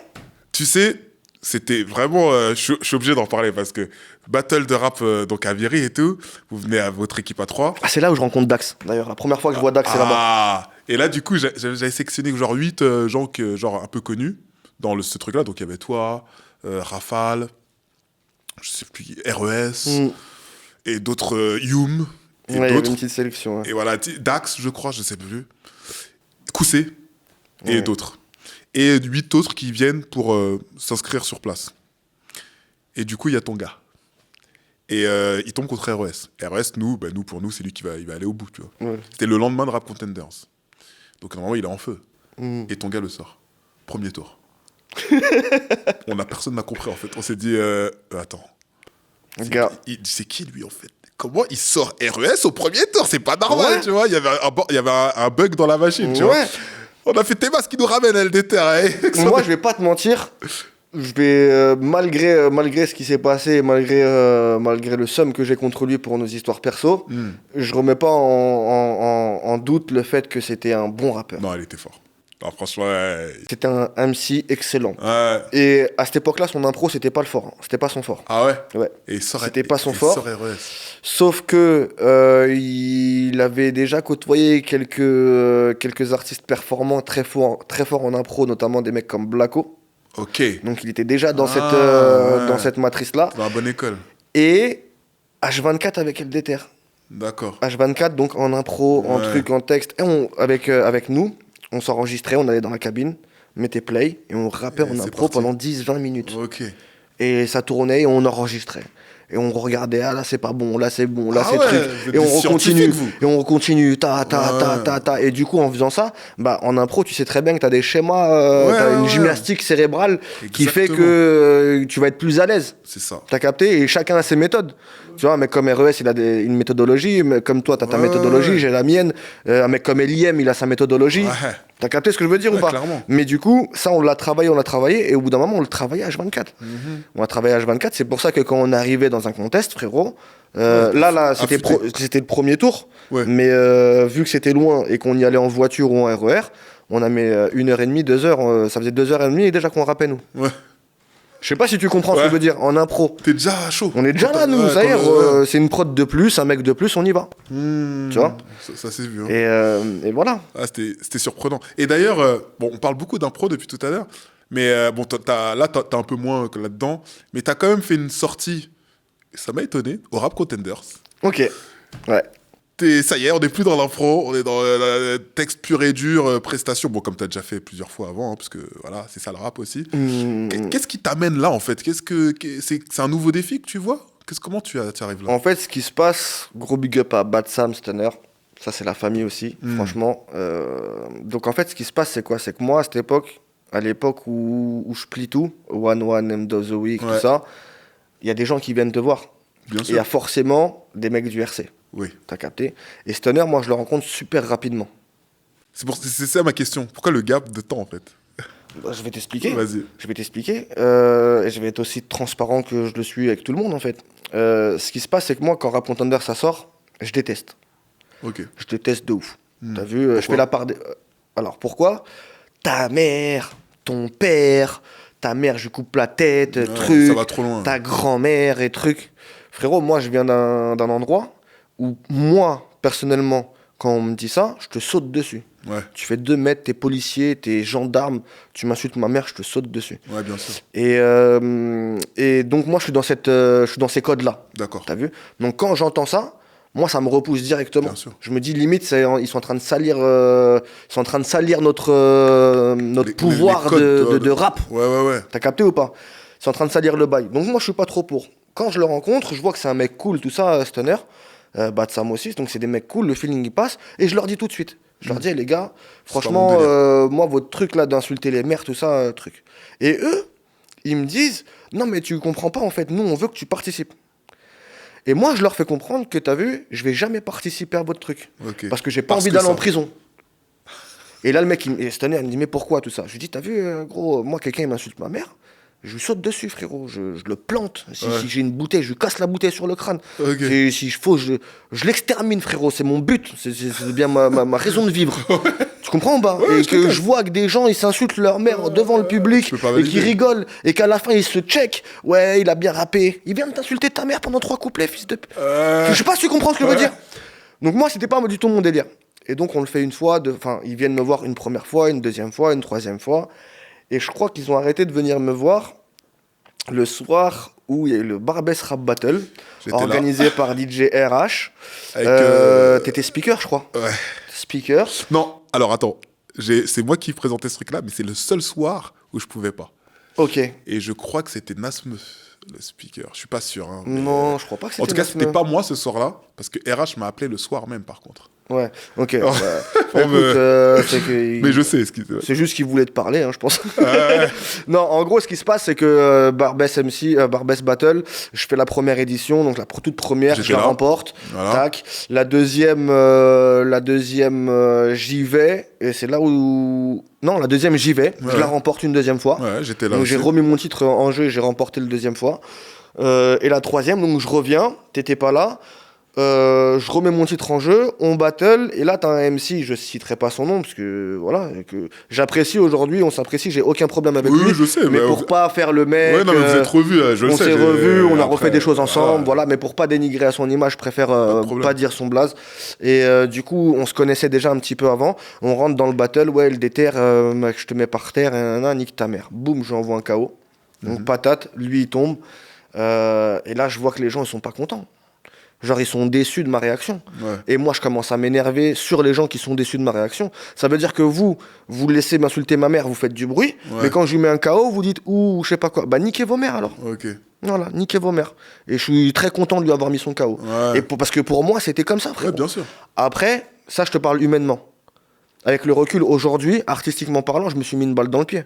Ouais.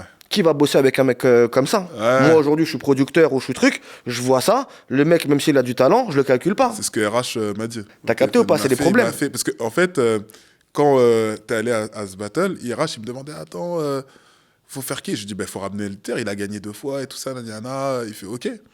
Et après, genre, il m'a un peu pris, il m'a embrouillé, genre. Ouais, genre, c'est ta faute. Pourquoi j'ai fait, écoute, moi, j'ai compris ce chaos. Je ne le valide pas, tu vois. Ouais, mais on va pas se mentir. Mais parce que moi, je viens aussi de ce mood-là où tu fais pas ça, tu vois. C'est pas permis, en fait, d'insulter des mères. C'est permis. Moi, je pars du principe que c'est permis. Non, on se le dit pas, mais tu vois, on sait entre nous que voilà, c'est des lignes où tu franchis pas, tu vois. Moi, je pars du principe que tu peux la franchir. Tu vois. Mais ne me reproche pas, moi, ma ligne à moi que je vais franchir. Tu comprends ce que je veux dire ou pas? T'as le droit, je suis personne moi pour te censurer. Je vais pas dire tu dis pas ça, tu dis t'enlèves ce mot de ton vocabulaire. Non, t'as envie de m'insulter de fils de pute, insulte-moi de fils de pute. Par contre, ne t'étonne pas si je te rentre dedans. Ouais. C'est tout.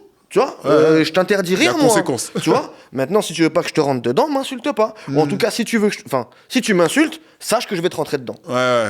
Tu vois, c'est tout. Et... Apparemment, tout le monde ne le savait pas, du coup. Apparemment. Ouais. Et du coup, il se passe ça. Et ça a une incidence sur... ça explique pourquoi t'as pas participé au RC maintenant, sur le coup? Non, pas pour revenir au RC.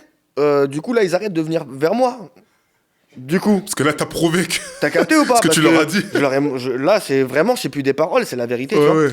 Et mais par contre, j'en ai eu un très mauvais...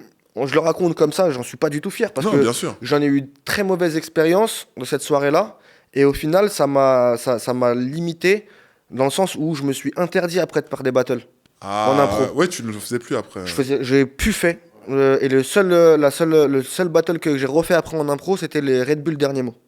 Ah oui. Tu vois, ouais. Après une longue discussion avec David, big up à lui, David Assogba, qui était à cette époque-là à l'initiative du projet, etc.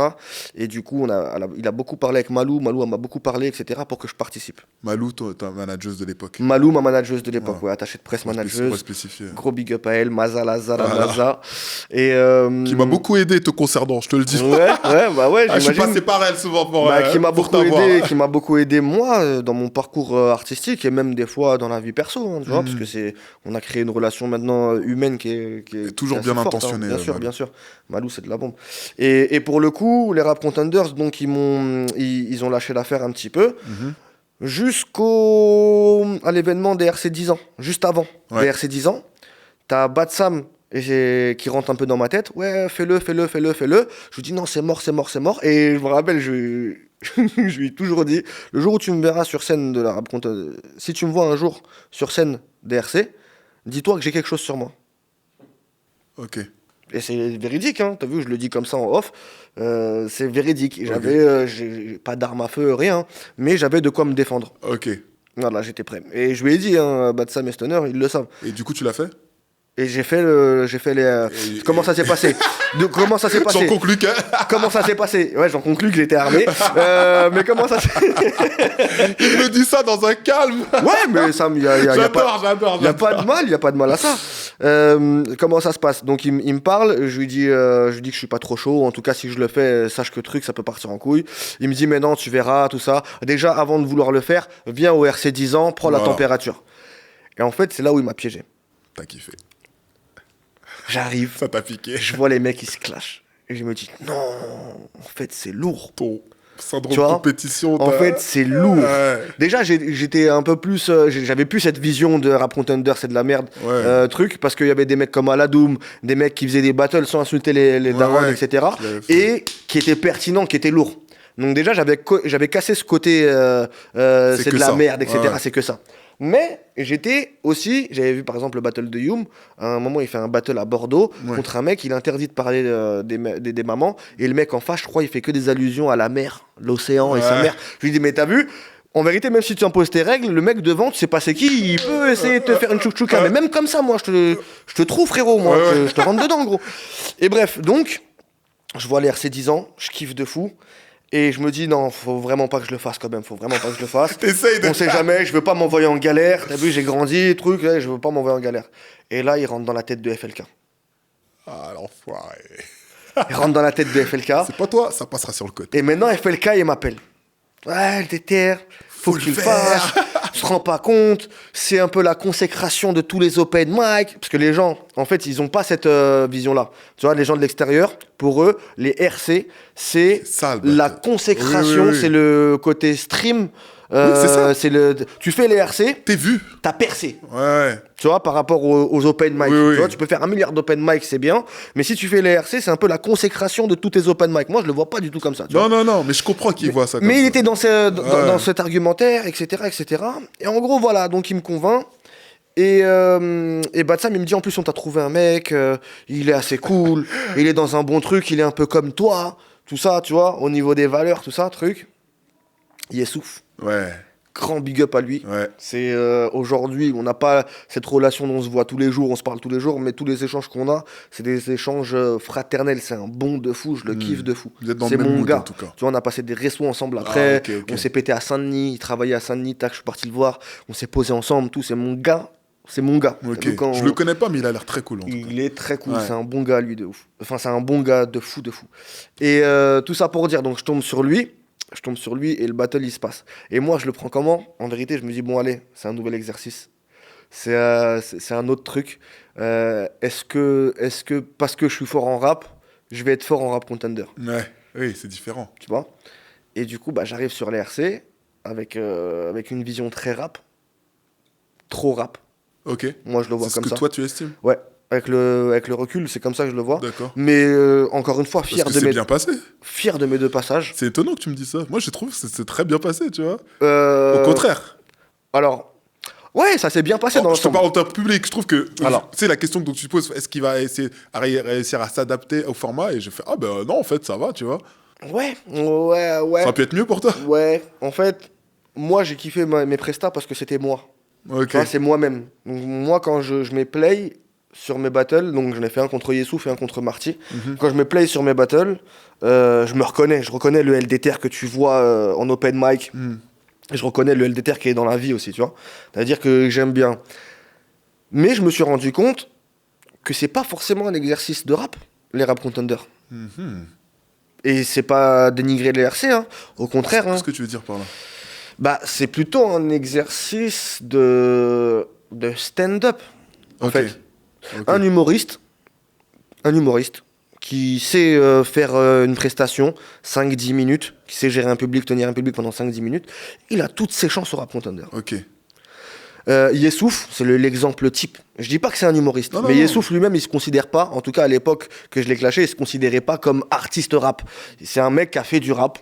Ouais. Il se disait, lui, c'est comme ça qu'il se définit. C'est un mec qui a fait du rap, qui connaît un peu le rap, mais c'est pas un rappeur. Il a des skills rap. Il a des skills rap. Sur instru, il est très fort, hein, Yessouf. Hein. Ouais. Tu vois, moi, il m'a étonné. La dernière fois, je l'ai vu dans un open mic, il a pris le micro sur instru.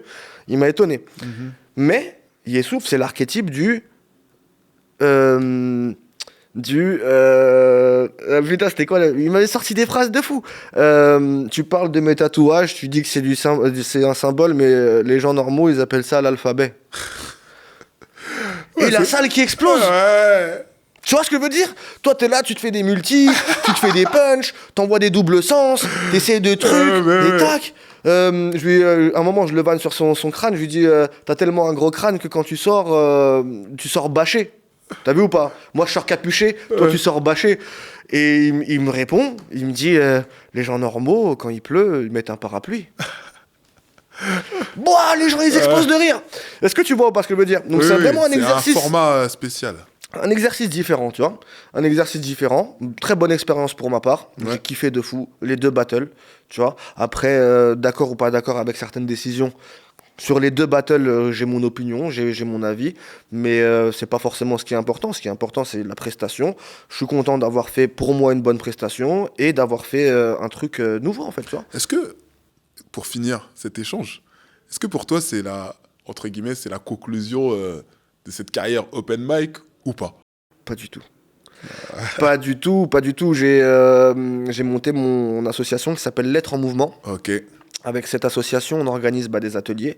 Là, actuellement, je suis sur Paris même là parce que je suis coach d'éloquence. D'accord. Donc avec la mairie de Nanterre, avec du coup aussi l'école, une école de Saint-Denis aussi. Donc avec c'est multigénérationnel. Ouais. À Nanterre, moi j'ai un petit, il a 12 ans et la plus âgée des participantes, elle a 62 ans. Dans la transmission. Donc vraiment, on est sur un truc multiculturel. Et à Saint-Denis, c'est vraiment tu sais, les centres de loisirs. Donc c'est du 6-12 ans, tu vois, donc c'est vraiment ouvert. Ça, moi, je kiffe de fou faire ça. Okay. Et pour revenir au open mic, j'avais monté en plus, c'est bien que tu fasses la transition. J'avais monté un open mic, un contest qui s'appelle Lâche pas le mic. Okay. Ce blaze, il vient du coup du battle contre Marty. Okay. Où du coup, tout ce qu'on a parlé là en amont, le fait d'être présent partout, de rapper tout le temps, de s'incruster dans des événements où je suis pas forcément invité, mais que je viens, que je m'impose et que je fais le truc, etc. Moi, je fais partie de ces gens qui voyaient ça comme une qualité et comme un plus que les autres n'ont pas. Ouais. Et pour moi et mon époque, en tout cas les gens de mon époque, c'était beaucoup plus valorisant de rapper pendant une demi-heure sans t'arrêter que de rapper un texte, tu vois, un 16 de 1 minute 20. Ouais. T'as capté ce que je veux dire ou pas? Lui, il a réussi, Marty, du coup, big up à lui, il a réussi à retourner l'angle, très bon angle d'ailleurs, qu'il a pris, tu vois, c'était original et c'était marrant. Il m'a fait tout un couplet sur « Lâche le mic ». Un jour, c'était le décès de François, 19 ans, l'église, la chapelle, etc. LDTR, il est rentré, il a fait un freestyle, lâche le mic. T'as capté? Il a raconté cette anecdote il a pas pu rapper à la miroiterie de Nasmeux. Ouais. Aïe, aïe, aïe, réflexion capitale. De Nasmeux, parce que du coup, je lui avais pas laissé le micro. Et apparemment, c'était une histoire véridique. Donc, il me l'a rebalancé sur truc. Il a pas oublié. Et pour moi, ça, c'est pas du tout une tare. Au contraire, t'as la dalle. Tu t'imposes. T'as la dalle, tu t'imposes, t'es sûr de toi, tes trucs. C'est-à-dire, pour moi, c'est un avantage. D'où, du coup, après, j'ai rebondi sur le bail du lâche pas le mic. Faut être fier de pas lâcher le mic. En tout cas, moi, c'est comme ça que je le vois. Voilà. En fait, tu sais quoi? Bon, je suis trop dégoûté que ça se finisse parce qu'il y a tellement d'autres trucs à dire, tu vois. Ouais. Mais on aurait une journée sinon. Ouais, sinon, épisode 1, épisode 2, c'est une série. C'est clair. On parlera pas des saltos, on parlera pas de Red Bull, on parlera pas de masse. Alors, salto, il y aura plus. Ça peut être rapide. Hein. Salto, il y aura plus parce que je me suis pété la jambe. Opération. Donc, je ferai plus de salto sur scène. Masse, élément de masse. Donc, masse, c'est devenu un grand frère, enfin, un grand tonton. Un tonton, pour moi, c'est vraiment quelqu'un de ma famille. Ouais. Il m'a fait changer humainement. ce monsieur. Ok. Tu vois, on est parti au Congo. Oui. On a fait donc les concerts éléments de masse. Il m'a sélectionné dans ces éléments. Ouais. D'ailleurs, je ne sais pas si ça va sortir avant ou pas, mais le 30 mai, il y a un élément de masse à Nanterre. Oui. La Maison de la Musique. À Maison de la Musique. Exactement, donc ça continue, ils font ça. Mais du coup, moi, ils m'avaient sélectionné, j'étais content parce que Mass, c'est MASS quand même, c'est une grande figure du rap, tu vois. Clair. Et je l'ai côtoyé pendant 3-4 mois sans savoir qui c'était. Ok. Et après, je me suis renseigné et je me savais. Enfin, BOSS. j'ai fait le rapprochement de. Mais lui là. C'était lui. C'est lui. Ouais. Ah ouais, c'est une dinguerie que ce mec truc. Bon, bref. Et pourquoi je dis qu'il m'a fait changer humainement? Parce que grâce à sa troupe, donc d'éléments de masse, on est parti au Congo. La première fois, on est parti en équipe, on était 12. Et en fait, c'était à but. Pas forcément humanitaire, on va dire ça comme ça, mais c'était plus pour venir partager et œuvrer un échange culturel. Parce que du coup, on a fait un concert à Nanterre où on avait récupéré des dons, des livres, des denrées alimentaires et plein de choses comme ça. Et on est parti les redistribuer. C'est une expérience de fou, dans les orphelinats, dans les écoles qu'il y avait là-bas, etc. Et en même temps, on a créé un festival là-bas qui s'appelait le Mboté Festival, Freestyle Mboté. Où je me rappelle plus, c'était ça exactement. Mais en tout cas, on avait fait un festival open mic avec les artistes locaux, avec Marcus de la Structure. C'est une structure qui est là-bas à Pointe-Noire. D'accord. Big up à lui.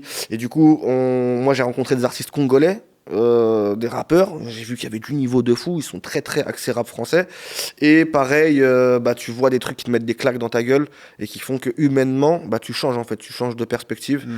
Et voilà, donc grand merci à lui, vraiment, je lui ai déjà dit. En vrai, je crois que c'était finalement obligé qu'on en parle. Tu vois, ouais, non, moi vu qu'on en parle, c'est obligé, c'est l'une des plus grandes figures et j'en connais plein, et il y en a plein que j'apprécie, qui m'apprécient, mais vraiment lui, on a vraiment partagé ces trucs de ouf en fait, tu vois, ces trucs de ouf, et j'étais obligé de le dire que c'est quelqu'un d'important pour moi. Mon gars, merci pour tous ces enseignements. LDTR. Merci à toi, Dandy.